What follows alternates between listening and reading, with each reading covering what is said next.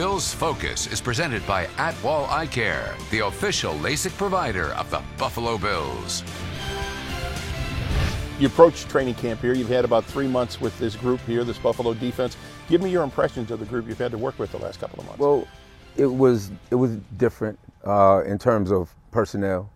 On the back end, you know, we have some very talented guys. Gilmore, Williams, you know, the names are endless really, because as far as talent goes, very talented group. Everybody knows about the front four. I mean, you're talking about Pro Bowlers, Pro Bowlers, Pro Bowlers, Pro Bowl. I mean, they've all done it.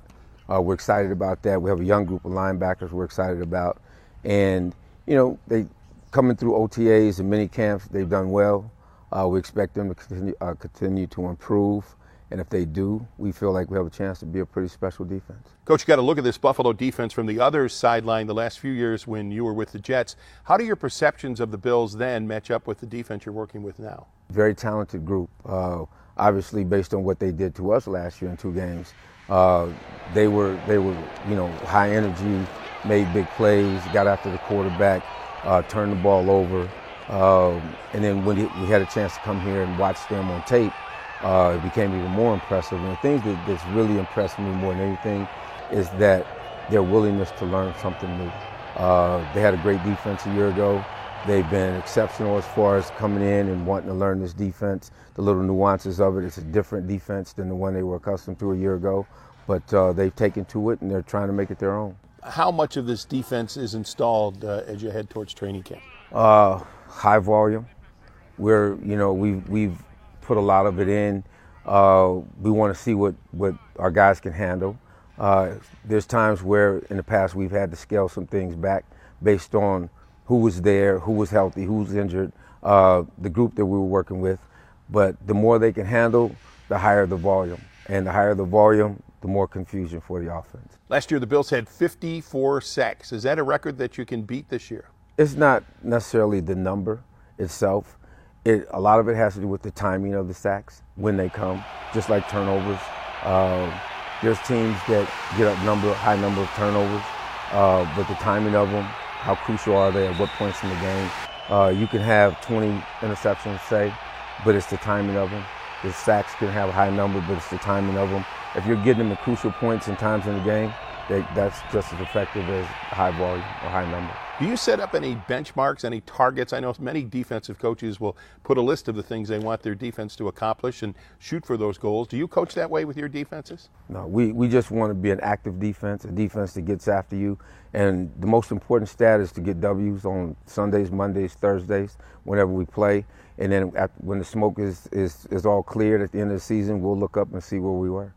You mentioned a few minutes ago about this defensive line, 3 Pro Bowlers there up front. How much freedom does that give you, knowing that you've got 3 guys, arguably all in the prime of their career right now, playing at a very high level? It's a luxury. Most teams don't have that. We're blessed to have those guys up front.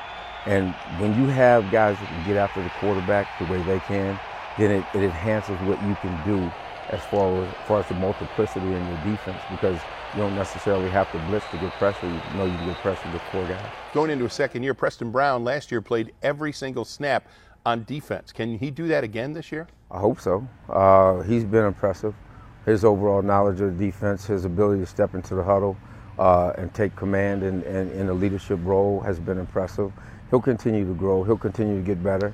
And we expect all of them to continue to get better. That group of linebackers is young, they're active, and we expect them to be active once the season starts. Tell me about Manny Lawson, who's not the biggest player. I said to somebody the other day, maybe not the biggest player, but one of the longest players I've seen. Oh yeah, yeah, he is. I mean, he's an ideal Sam for us.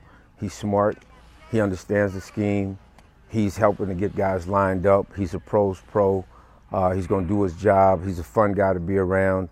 And you'd love to coach about 7 or 8 more Manny Lawsons, that's for sure. And on the back end of the defense, I got the sense from your comments a moment ago that maybe you were a bit surprised at how much talent you have back there. It's not a group that's well known around the league back there. No, not surprised by the talent, because we played against them last year twice.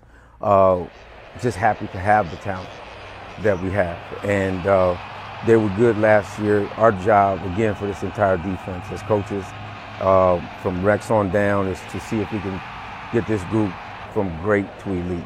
You know, one of the defenses that people are talking about for years to come. Tell me about your approach to training camp. What do you want to get out of training camp from your defense? What do you want to see on the field? Well, hopefully we'll come back, you know, we'll be in great shape. You know, we'll be in peak physical condition.